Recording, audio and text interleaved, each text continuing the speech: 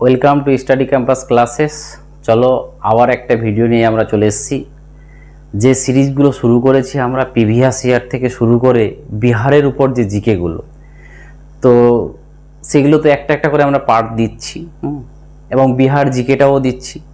Bihar GK মানে বিহারের যাবতীয় যেগুলো আমাদের মৌলিক ডেটা, যেগুলো আমাদের ফ্যাক্ট জানতেই হবে। বিহারে চাকরি করবে এইসব ডেটা না জানলে কি করে হবে, যখন তখন এগুলো তোমার উপকার হয়ে দাঁড়াবে। ঠিক আছে, অতএব বিহারের এর আগে আমরা যে সিরিজগুলো করেছি বিভিন্ন ইম্পর্ট্যান্ট ফ্যাক্ট, তারপরে বিহারের সেন্সাস, জিওগ্রাফি সবই হবে। সেন্সাসটা এরপরে করব।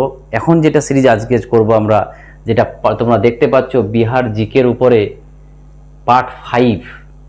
এবং পার্ট 5-এ আমরা কি নিয়ে এসেছি, যে বিহারের যারা ফেমাস পার্সোনালিটিগুলো আছে, যেমন গৌতম বুদ্ধ, মহাবীর, তারপরে চাণক্য, তারপরে সমুদ্রগুপ্ত, যারা যারা বিহারের আর্যভট্ট, এই যে ফেমাস লোকগুলো, এদের উপর কোশ্চেন দাঁড়ায়। অতএব এগুলো তোমাকে একটু দেখতে হবে। ঠিক আছে, অতএব চলো আমরা আজ ফেমাস পার্সোনালিটিগুলোর উপরে নজর দিই। চলো, এবং এগুলো খাতায় লেখার কোনো দরকার নেই। দরকার হলে আমি পিডিএফ দিয়ে দিচ্ছি, প্রিন্ট আউট করে নেবে বা বারবার পিডিএফটা পড়বে, ভিডিওটা দেখবে আয়ত্তে চলে এসছে বারবার পড়লে। অতএব যারা যারা এখনও টেলিগ্রাম গ্রুপে নেই, অ্যাড হয়ে যেও। দেখো কি আছে, যেটা হচ্ছে ইম্পর্টেন্ট পার্সোনালিটিস অফ বিহার। এখানে আমরা শুধু বিহারেরগুলো পড়বো, বাইরেরগুলো আমরা পড়বো না, যেহেতু এটা স্ট্যাটিক জিকের সিরিজ, তার জন্য। চলো প্রথমে আমরা শুরু করি। দেখো পাশে আমি ছবি দিয়ে দিয়েছি, এবং এই ছবি দিয়ে দিয়েছি। ছবিটা দেখে কি মনে হচ্ছে, সেটা হচ্ছে আমাদের কৌটিল্য। এবং কৌটিল্য এর অনেকগুলো নাম, কৌটিল্য, চন্দ্রগুপ্ত, বিষ্ণুগুপ্ত, এগুলো হচ্ছে এর নাম। ঠিক আছে, চলো যেটা এই কৌটিল্যর গল্প শুনতে গেলে একটু আমি তার ডিটেলসটা বলে দিই, তাহলে তোমাকে ডেটা খালি জাস্ট রিডিং মারিয়ে যাবে, পুরো গল্পটা বুঝো কি হয়েছে। আমরা দেখেছিলাম, এটা আমি নতুন স্লাইড নিচ্ছি, দেখবে আমরা প্রথমে দেখেছিলাম যে সোর্স মহাজনের পদের পর হর্ষ ডাইনেস্টি এসেছিল, এবং এই হর্ষ ডাইনেস্টির যে প্রথম রাজা ছিল কে, বিম্বিসার। 2 নম্বর ছিল অজাতশত্রু, 3 নম্বর ছিল উদয়ন। তারপরে আসে আমাদের শিশুনাগ ডাইনেস্টি, এখানের প্রথম রাজা ছিল শিশুনাগ। তারপরে 2 নম্বর ছিল আমাদের কালাশক। তারপরে আসছে আমাদের নন্দ ডাইনেস্টি। এই নন্দ ডাইনেস্টির পরে এসছে আমাদের প্রথম মহাপদনন্দ, এটা হচ্ছে আমাদের মহাপদনন্দ। তারপরে আসছে আমাদের ধননন্দ। এই ধননন্দ যে লাস্ট ছিল, নন্দ বংশের লাস্ট রাজা, এই ধননন্দের সময় এর পুরোহিত ছিল আমাদের এই চন্দ্রগুপ্ত মৌর্য, এর পুরোহিত ছিল আমাদের কৌটিল্য বা বিষ্ণুগুপ্ত। এই কৌটিল্য, এই লোকটা একটু এর সময় সব থেকে বেশি সৈন্য ছিল, তার জন্য একটু ইগো প্রবলেমটা চলে এসেছিল, মুই কি হনুরে, এরকম একটা ব্যাপার।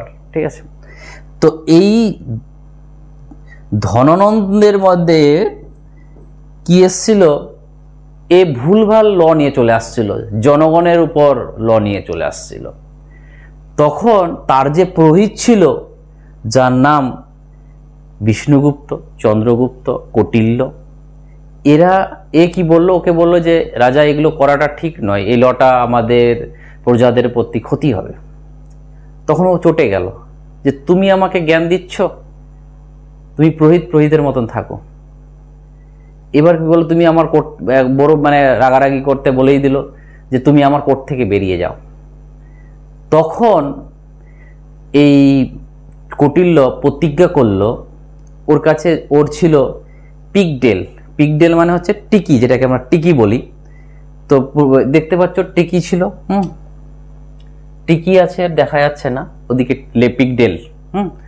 তো বললো, প্রতিজ্ঞা করলো যে আমি যতক্ষণ না তোমাকে সিংহাসন থেকে উৎখাত করি ততক্ষণ আমি না এই টিকি বাঁধবো না, এটা প্রতিজ্ঞা করলো। এই প্রতিজ্ঞা করার পর ও বেরিয়ে পড়লো ওর কোর্ট থেকে, এবং ওর মাথার মধ্যে বুদ্ধি লাগাতে থাকে, ও কী করে একে তুলবো, যেটা ইম্পসিবল, মানুষ ভাবলে অসম্ভব হয়ে যাবে যে ধননন্দকে ওই সময় সরা যায় ওর কাছে। এমনকি আলেকজান্ডারও তখন ভয়েও পেয়েছিল একটু, যে ওর এত সৈনিক আমি যাব। তো কি করলো, যেতে যেতে দেখছে একটা মাঠের মধ্যে কিছু ছেলে খেলা করছে, ওখানে একটা ছেলে খুব সুন্দর খেলছে। তো অন্যজনকে বলছে এটা কে, বলছে ওই একজন বিধবা আছে ওরই ছেলে। তো ওর মায়ের কাছে চলে গেল, মায়ের কাছে গিয়ে বলছে যে আপনি আপনার ছেলেকে আমাকে দিবেন। বলছে কেন? বলছে এই ধননন্দকে আমরা তুলে একে রাজা বসাবো। ওর মা একটু হাসলো, হেসে বলছে যে আপনি কি ইয়ার্কি করছেন? বলছে না, সত্যি ইয়ার্কি করছি না। তো যাই হোক, কন্ট্রোভার্সি ও মানে দিয়ে দিল, বলে ঠিক আছে যান আপনি যখন বলছেন। তখনই ওকে ট্রেন করতে শুরু করলো, যুদ্ধ শেখাতে শুরু করলো ছোট বাচ্চাটাকে, শিখাতে বড় করে একসময় বারবার এই কৌটিল্য ধননন্দকে অ্যাটাক করে, ধননন্দকে হারিয়ে দেয়, বারবার অ্যাটাক করে হারিয়ে দেয়। তখন একদিন এই চন্দ্রগুপ্ত মৌর্য চলে যাচ্ছিল, আর বৃষ্টি চলে এসছে। যেতে যেতে বৃষ্টির জন্য একটা বাড়ির ধারে লুকিয়েছে, এবং ওই বাড়িতে ওই দিন যেহেতু বৃষ্টি হয়, আর বৃষ্টির দিনে খিচুড়িটা সাধারণত হয়, ওই বাড়িতে গরম খিচুড়ি হয়েছে, এবং এই জানালা দিয়ে শুনতে পাচ্ছে তার মা আর তার ছেলে খেতে বসেছে খিচুড়ি, গরম খিচুড়ি। তো বাচ্চাটা কি করছে, আমরা গরম খিচুড়ি খেলে কিভাবে খাই, সাইড থেকে খাই, আস্তে আস্তে ঠান্ডা হয় আর খাই। বাট বাচ্চাটা তো ওটা বুঝে না, বাচ্চাটা মিডিলে হাত দেয়।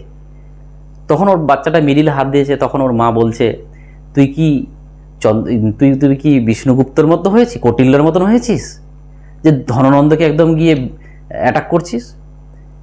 খেতে হলে সাইড থেকে খেতে হয়।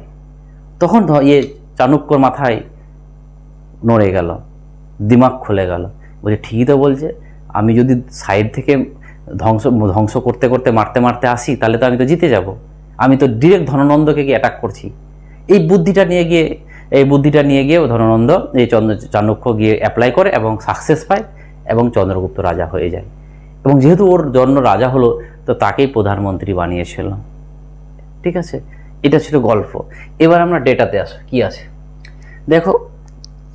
বলছে 4th সেঞ্চুরি বিসিতে এদের জন্ম। He was the resident of Taxila. Taxila আমাদের ওয়ার্ল্ডের সব থেকে পুরাতন ইউনিভার্সিটি হচ্ছে তক্ষশিলা। আমাদের সোর্স মহাজন পথে যে একটা গান্ধারে আছে, ঠিক আছে। এবং এই তক্ষশিলা ইউনিভার্সিটি হচ্ছে ওয়ার্ল্ডের পুরাতন, ইন্ডিয়ার পুরাতন হচ্ছে নালন্দা ইউনিভার্সিটি। এবং এই তক্ষশিলাতে 3জন ফেমাস লোক পড়াশোনা করেছে, মাথায় রাখতে হবে। একজন কৌটিল্য, একজন হচ্ছে আমাদের জীবক, যেটা আমাদের বিম্বিসারের কোর্টে থাকতো, একজন ফিজিশিয়ান, আর একজন ছিল পতঞ্জলি। 3জন ফেমাস লোক এই ইউনিভার্সিটি পড়েছে। তো এরা ছিল রেসিডেন্ট কোথাকার, তক্ষশিলার, এবং তক্ষশিলা ইউনিভার্সিটি ওখানেই ছিল। এবং এই চাণক্য বা বিষ্ণুগুপ্ত বা কৌটিল্য 3জন একটাই, was the prime minister of the Chandragupta Maurya. ওই যে বললাম চন্দ্রগুপ্তকে সিংহাসনে বসালো, তাহলে তো ওকে প্রাইম মিনিস্টার রাখবেই, একেই প্রাইম মিনিস্টার রাখলো। তারপরে কি বলছে, once upon a time the Nanda of Pataliputra insult him. ওই যে বললাম ইনসাল্ট করেছিল, তখন কোর্ট থেকে ও বেরিয়ে গেছিল। In order to avenge this insult he helped Chandragupta Maurya in overthrowing Nanda. তখন এই ইনসাল্টের প্রতিবাদ করার জন্য একে সিংহাসনে বসায়। Thereafter Chandragupta was enthroned as the Magध ruler and Chanukya was appointed as a chief advisor. তখন ওকে সিংহাসনে বসিয়ে নিজে কি হলো, চিফ অ্যাডভাইজার হয়ে গেল। ঠিক আছে, এবং এ তো বাচ্চা, একটু বয়স কম বলে এই সব কিছু চালাচ্ছিল।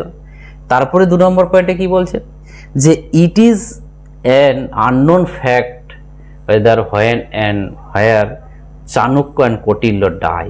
মানে বলছে চাণক্য বা কৌটিল্য এই যে মারা গেছে, কোথাও আমরা এর অথেন্টিক ইনফরমেশন এখনো পর্যন্ত পাইনি, অজানা, যে মূল্য কিভাবে, কখন মূল্য, কোথায় মূল্য, কিছুই জানি না। এবং চাণক্য এবং কৌটিল্য কম্পোস্ট অর্থশাস্ত্র ইন সংস্কৃত, অর্থশাস্ত্র বইটা যদি বলে কার লেখা, সেটা হচ্ছে আমাদের চাণক্যর। কি ভাষায় লেখা? সংস্কৃত ভাষায় লেখা, ঠিক আছে। Which is a useful volume, ঠিক আছে, and statecraft, economic policy and military strategy. এক কথায় চন্দ্রগুপ্ত মৌর্য যেভাবে শাসন করত তার পুরো বায়োগ্রাফি ওই বইটাতে ছিল। সে মিলিটারি হোক, সে পলিটিক্যালি হোক, সে ইকোনমিক্যালি হোক, পুরো চন্দ্রগুপ্ত মৌর্যের কোর্টের সব ধারণা ছিল, ঠিক আছে। তো এইটুকু ইনফরমেশন করলে আমাদের কৌটিল্যর এনাফ। আর কৌটিল্য যেহেতু বিহারের লোক ছিল, তার জন্য আমাদের এটা দরকার। এখানে যা যা পড়বো আজকে আমাদের বিহারের যারা আছে তাদেরকে নিয়ে। পরবর্তীতে আসা আছে আমাদের ফেমাস একজন গৌতম বুদ্ধ। এই গৌতম বুদ্ধ কি? এই দেখো, গৌতম বুদ্ধা জন্মটা হচ্ছে 563 থেকে 483। দেখো শ্রীলঙ্কার আবার আলাদাভাবে, শ্রীলঙ্কার ভাবে আবার 566 BC থেকে, ঠিক আছে, এটা হবে আমাদের 800 কি বলে যেন 486 BC, ঠিক আছে। এটা মানে কারা? শ্রীলঙ্কার। আর ইন্ডিয়া আমরা এটা মানে, আমরা এটাই বলবো। বাট একবার আমাদের ওয়েস্ট বেঙ্গলে WBCS এ উল্লেখ করে দিয়েছিল শ্রীলঙ্কাদের রেসপেক্টে তার জন্ম মৃত্যু কি, ঠিক আছে। তো গৌতম বুদ্ধ আমরা সবাই জানি যে বৌদ্ধ ধর্মের প্রতিষ্ঠাতা। অ্যাকচুয়ালি কি হয়েছিল এরও গল্পটা বুঝে নাও। হয়েছিল কি যে যখন আমাদের বৈদিক সভ্যতা চলে, বৈদিক সভ্যতার পরবর্তী বৈদিক সভ্যতার লাস্টের দিকে যে জাতপাতের ব্যাপারটা, ব্রাহ্মণ, ক্ষত্রিয়, বৈশ্য, শূদ্র খুব উৎপাত হয়ে গেছিল। ব্রাহ্মণরা নিজেকে সুপ্রিম ভাবত, আর এরা নিচের গুলোকে, এদেরকে প্রচুর শূদ্রদেরকে কষ্ট দিত, খাটাতো এবং অনেক রকম কষ্ট। তার জন্য এই সেকেন্ড পজিশনে যারা ছিল ব্রাহ্মণের পর ক্ষত্র, তো ক্ষত্ররা রেগে গেল এবং ক্ষত্ররা বলল যে না, এত দূর কি করার, এত কষ্ট দেওয়ার কি আছে। তখন বলল ক্ষত্রদের মধ্যে কিছু নেতা বেরিয়ে যায়, তাদের মধ্যে মহাবীর, গৌতম বুদ্ধ। এরা বলল আমরা সবাই মানুষ, আমরা সবাই এক, কেউ ওই রকম নয় যে কেউ উঁচু কেউ নিচু। এই নিয়ে আমাদের অনেকগুলো প্রায় 63 থেকে 65 জন নেতা বেরিয়েছিল, বাট সবাই স্টে করতে পারেনি। একমাত্র 3 জনই করতে পেরেছিল। একজন আমাদের গৌতম বুদ্ধ, একজন মহাবীর, আর একজন আমাদের হচ্ছে যেটা আজীবক ধর্মের প্রবর্তক, ঠিক আছে, গোসল, সে ছিল। তো দেখে নি, Gautam Buddha was the contemporary of Lord Mahavir. এই মহাবীরের সমসাময়িক ছিল। আজকেই পড়বো মহাবীরটা, ঠিক আছে। এবং Gautam Buddha was born 563 BCE in a Kshatra family of Shakya caste. মানে গৌতম বুদ্ধ ছিল ক্ষত্র বংশের, ঠিক আছে, শাক্য মানে প্রজিসের, গোত্রের। তাহলে গোত্রটা হচ্ছে শাক্য, ঠিক আছে। তারপরে he attend wisdom on the bank of ফাগলু, মানে যেটা নিরঞ্জনা বলছে, and river in Bodhgaya. For religion he followed the middle path. মানে এ কি করেছিল, বাড়ি থেকে বেরিয়ে এক নদীর পাশে গিয়ে তপস্যায় মগ্ন হয়েছিল, ঠিক আছে। এবং সেটা ছিল কি, গয়া, বোধগয়াতে, বোধ পিপল ট্রির নিচে এবং কোন নদীর পাশে, এই ফাল্গু বা নিরঞ্জনা। এবং তারপরে কি হয়েছিল, জ্ঞান লাভ করেছিল, ঠিক আছে। এবার এই যে গাছটা ছিল না বোধগয়াতে, যে পিপুল ট্রিটা বললাম, মাথায় রাখবে, পিপুল ট্রিটা প্রথমে কাটার চেষ্টা করেছিল আমাদের অশোকের বউ, কিন্তু পারেনি। লাস্ট আমাদের শশাঙ্কটাকে গাছটাকে কেটেছিল। Next, the profounded fourth truth of Arya and যেটা অষ্টমার্গ হি ডাই, যে আমাদের অষ্টমার্গ ছিল না, 8টা যে তার বাণী, সেগুলোর কথা বলছে। সেগুলো ও করেছিল, ওই যে ছিল না যে সৎবাক্য, সৎচিন্তা, সৎকর্ম, এগুলো আজকের দিনে পরীক্ষা আসে না, বাট আমরা ছোটবেলায় পড়েছি। হি ডাই অ্যাট কুশিনগর, ইউপির কুশিনগরে সে মারা যায়। কত সালে? 483 সালে। একটা ইনফরমেশন দিয়ে দিই, আর এটা পড়ে নি। Today the flower of Buddha are found all over world. মানে আজকের দিনে বুদ্ধার অল ওভারে ফ্লাওয়ার আছে, মানে তার অনুগামীরা আছে। অ্যাকচুয়ালি যদি বলে, এটাও পরীক্ষায় আসে যে বৌদ্ধ ধর্মটা গোটা ওয়ালে ছড়ানোর দায়িত্ব মানে কে করেছিল, কার জন্য হয়েছিল, সেটা হচ্ছে আমাদের অশোক, ঠিক আছে। একটা জিনিস বুঝে নেবো, এই যে আমরা বললাম না কুশি গ্রামে জন্ম করলো, সোর্স মহাজনের পদের যে আমাদের 16টা যে মহাজন পদ ছিল তার মধ্যে একটা ছিল মল্ল। তো মল্লর দুটো ক্যাপিটাল ছিল, একটা ছিল কুশিনগর আর একটা ছিল পাওয়াপুরী। তো মাথায় রাখবে এই কুশিনগরে মরেছিল গৌতম বুদ্ধ আর এই পাওয়াপুরীতে মরেছিল আমাদের মহাবীর। এই দুটোই ক্যাপিটাল মল্লর। মল্ল মানে মরা বুঝে নেবে, এবং তার দুটো ক্যাপিটাল মানে দুজন ফেমাস লোক মরেছে ওখানে, একজন কুশিনগরে গৌতম বুদ্ধ আর পাওয়াপুরীতে আমাদের মহাবীর। ঠিক আছে। এবং যদি বলে গৌতম বুদ্ধ কি খেয়ে মরেছিল, বিষাক্ত মাশরুম খেয়ে মারা গেছিল। তো যদি বলে লাস্ট খাবারটা কোথায় খেয়েছিল, সে পাওয়াপুরীতে খেয়েছিল, কিন্তু এসে মরেছিল এখানে। চলো নেক্সট কি আছে আমাদের আম্রপালি। দেখো আম্রপালি একটা টুকটুকে মেয়ে দেখতে পাচ্ছ, ঠিক আছে। অ্যাকচুয়ালি এ ছিল বাইজি। এর গল্পটা বুঝো। এর গল্পটা হলো এই যে বিম্বিসার ছিল, বিম্বিসার ওই বৈশালীকে অনেক রকম চেষ্টা করেছিল করার, অধিকার করার, দখল করার, পারেনি। বাট তার ছেলে অজাতশত্রু পেয়ে গেছিল। কেমন করে? কারণ ওখানে যে 8 ধরনের ক্ল্যান, মানে ওখানে ওটা রিপাবলিক ছিল এবং ওখানে 8 ধরনের রাজা ছিল, 8টা গোষ্ঠী ছিল। তো ওখানে কিছু লোককে পাঠিয়ে দিয়েছিল যে যাও এর কথা ওকে বলবে, ওর কথা ওকে বলবে, মানে ওদের মধ্যে ঝামেলা করবে, ঝগড়া যেন লেগে যায়। তো ওদের মধ্যে ঝগড়া লাগিয়ে অজাতশত্রু অধিকার করেছিল। বাট এই ওইখানে কি বলেন, যেটা আমরা বলছি বৈশালীতে, ওই জায়গাতে ওখানকার বাইজি ছিল এ। বাট এই যে অজাতশত্রু গেছিল, তো অজাতশত্রুর প্রেমে পড়ে যায় এই বাইজিটা। তারপরে আরও ফেমাস আছে গৌতম বুদ্ধর সঙ্গেও ব্যাপার আছে, মানে গৌতম বুদ্ধ সংস্পর্শে এ বৌদ্ধ ধর্ম করে। একজন বাইজি গৌতম বুদ্ধের সংস্পর্শে সে ভালো হয়ে গেছিল, তার জন্য এই মেয়েটা ফেমাস।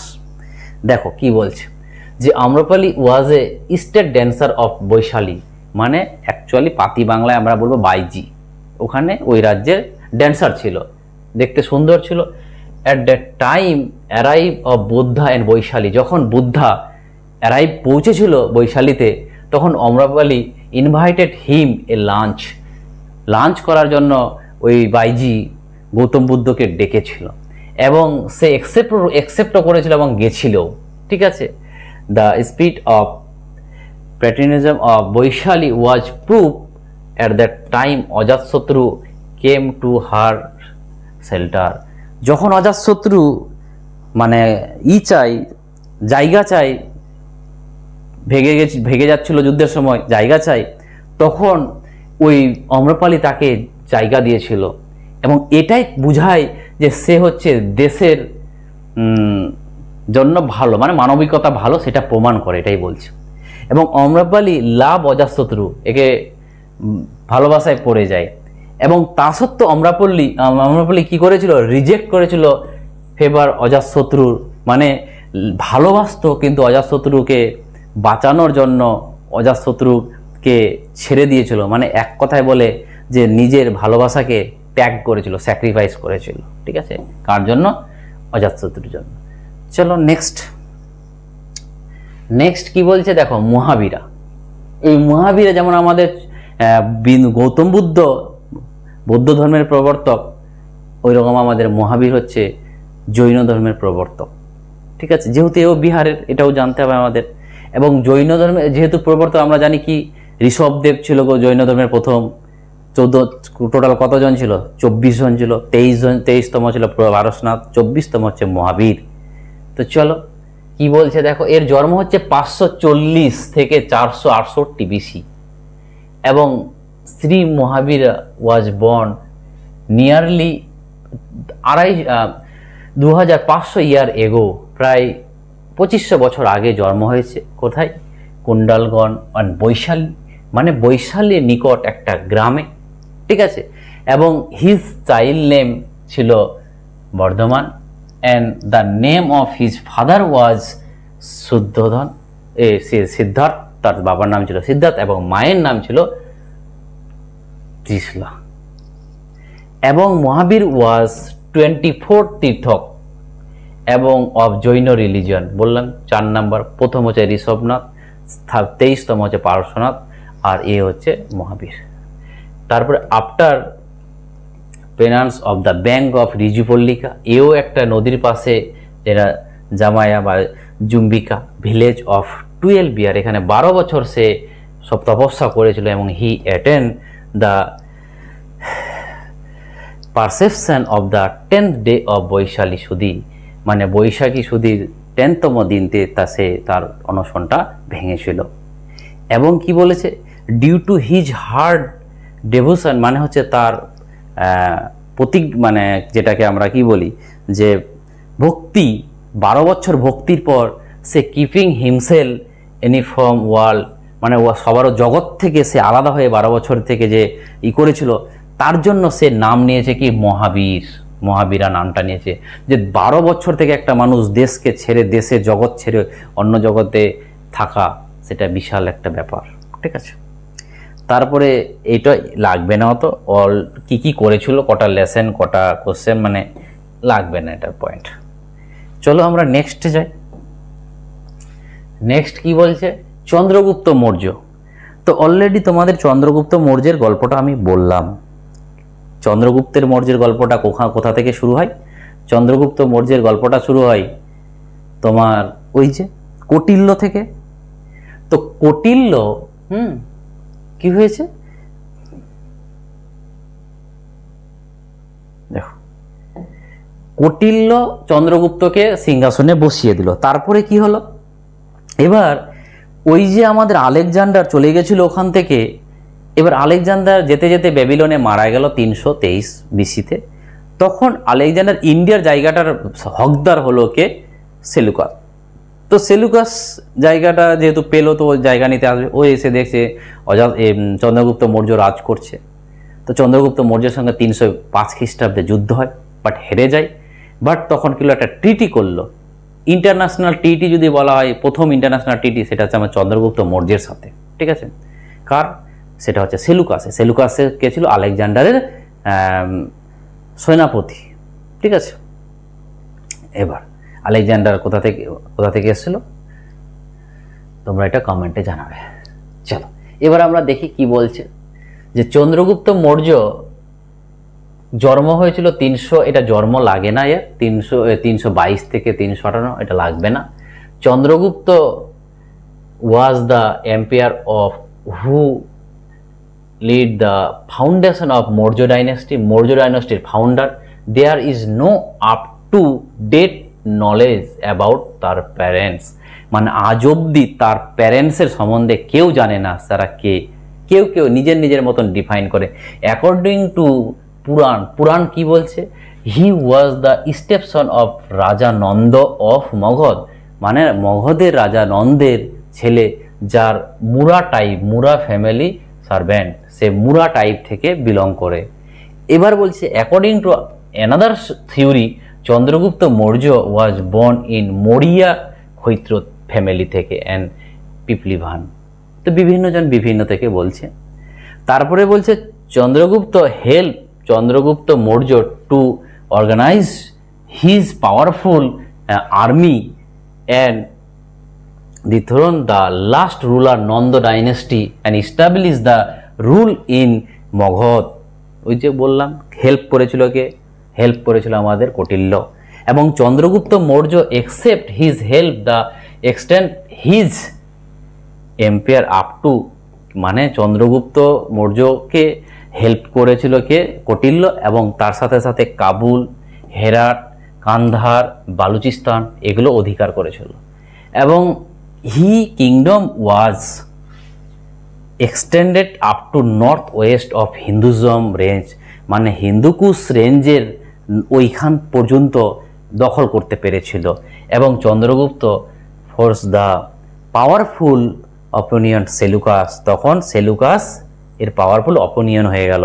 এবং গ্রিক কমান্ডার ছিল, এবং whom defeated the married and daughter of Helena. চন্দ্রগুপ্তের সেলুকাসের মেয়ের নাম ছিল হেলিনা। এই হেলিনা সঙ্গে যখন চন্দ্রগুপ্ত মৌর্যের সঙ্গে যখন সেলুকাস পারল না, তখন টিটি করলো এবং বাধ্য হলো তার মেয়ের সাথে বিয়ে দিতে, এবং তার সাথে সাথে চন্দ্রগুপ্ত মৌর্য তাকে 100টা হাতি গিফট করেছিল শ্বশুরমশাইকে, ঠিক আছে। এবং ওই সময় কি হয়েছিল, এই জামাই বিয়ে তো দিয়ে দিল, তার জন্য একজনকে দূত হিসাবে পাঠিয়েছিল যার নাম হচ্ছে মেগাস্তিনিস। কি মেগাস্তিনিসকে কে পাঠিয়েছিল? পাঠিয়েছিল সেলুকাসের দূত ছিল।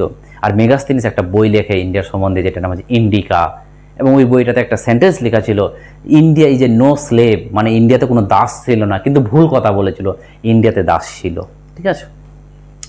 দেখো, he was been great and successor empire of India, এবং Megasthenes a Greek ambassador who wrote write Indica, এবং ভিজিট টু কোর্ট, এবং গুরু যে কৌটিল্য মানে Chanakya, the prime minister of the court of Maurya, write Arthashastra, এবং both this book have good account of Chandragupta Maurya. এই যে দুটো বই, ইন্ডিকা আর অর্থশাস্ত্র, এটা পুরো একদম চন্দ্রগুপ্ত মৌর্যের পুরোই ডিটেলস লেখা আছে, কিভাবে রাজ্য চলতো না চলতো।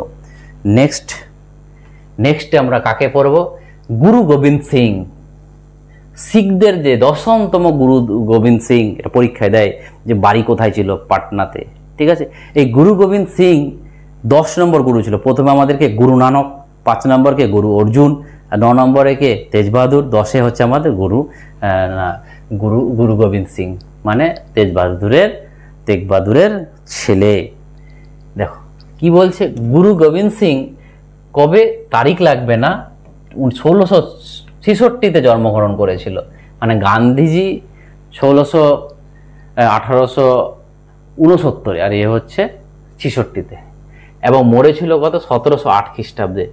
এবং এই Gobind Rai was the 10th and last guru, এবং কি ছিল, স্পিরিচুয়াল মাস্টার, তারপরে ওয়ারিয়র যোদ্ধা, পয়েট, এবং ফিলোজফি দর্শন, মানে একটা ট্যালেন্টেডই লোক ছিল। মানে পয়েট, কবি থেকে শুরু করে, দর্শন থেকে শুরু করে, ওয়ারিয়র মানে যোদ্ধা, সব কিছু ছিল এর মধ্যে। এবং when his father Guru Tegh Bahadur was beheaded for refusing to convert to Islam, মানে অ্যাকচুয়ালি কী হয়েছিল, ঔরঙ্গজেব একে বলেছিল যে তুমি যদি ইসলাম ধর্ম গ্রহণ করে নাও তোমাকে ছেড়ে দেব, আর না হলে তোমার গলা কেটে দেব।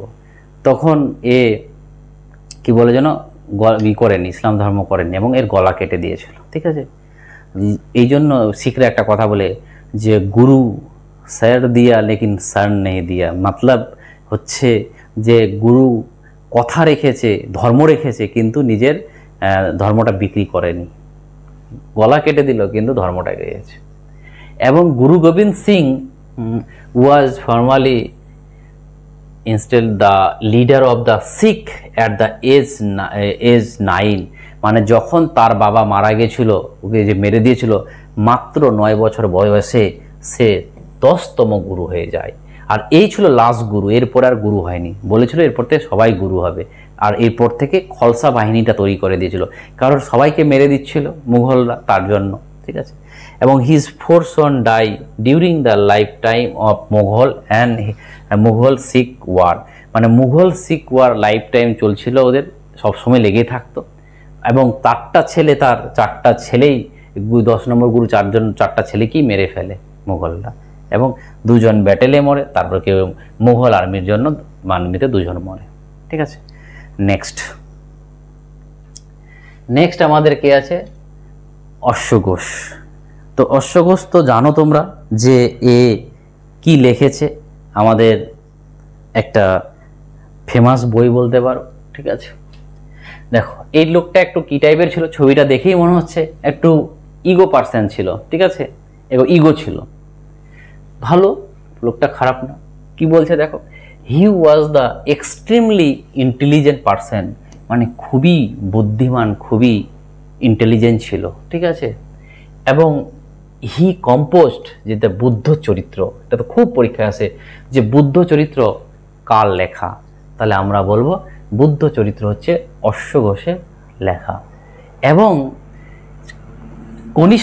Kanishka called him in his court but he refuse, মানে কনিষ্ক যে ছিল, কনিষ্ককে ডেকেছিল যে তুমি আমার কোর্টে এসো তো, এ বলছে না আমি যাব না, তোমার দরকার থাকলে তুমি আমার সঙ্গে দেখা করতে আসবে। তাহলে কি ইগো ছাড়া কি বলবো, একজন কনিষ্কর মতন রাজা ডাকছে, সে আসেনি, ঠিক আছে। চলো, এবং রিটার্ন কনিষ্ক অ্যাটাক পাটলিপুত্র, এই জন্য তার রিটার্ন, যেহেতু অপমানই করা হলো কনিষ্ককে, তার জন্য সে পাটলিপুত্র অ্যাটাক করেছিল, ঠিক আছে। এবং ফোর্সিবলি টুক অশ্বঘোষ টু হিজ ক্যাপিটাল পেশোয়া, এই বাধ্য হয়ে পেশোয়ারে নিয়ে গেছিল জোর করে, ঠিক আছে। এবং অশ্বঘোষ ওয়াজ এ প্রমোটার অফ সেক্ট অফ বৌদ্ধিজম। দেখো, বৌদ্ধিজমের যে দুটো বংশ ছিল, যে আমাদের হীনযান, মহাযান, তো এই মহাযানের ভাগের মধ্যে ছিল কি অশ্বঘোষ। তো পরীক্ষায় দেয় যে অশ্বঘোষ কোনটা ভাগে ছিল, বৌদ্ধ ধর্ম তো দুটো ভাগে ভাগ করেছিল, তো বলবে মহাযানের মধ্যে ছিল। নেক্সট কি বলছে, সমুদ্রগুপ্ত। এই যে সমুদ্রগুপ্ত, দেখো যা যা আমরা বলছি, যা যা এটি পড়াচ্ছি, সবগুলো কিন্তু বিহারের পার্সেন্ট, এরকম বেশি অন্য পড়ে লাভ নেই, যেহেতু বিহারের জন্য পড়ছো, এটাই দরকার এখন।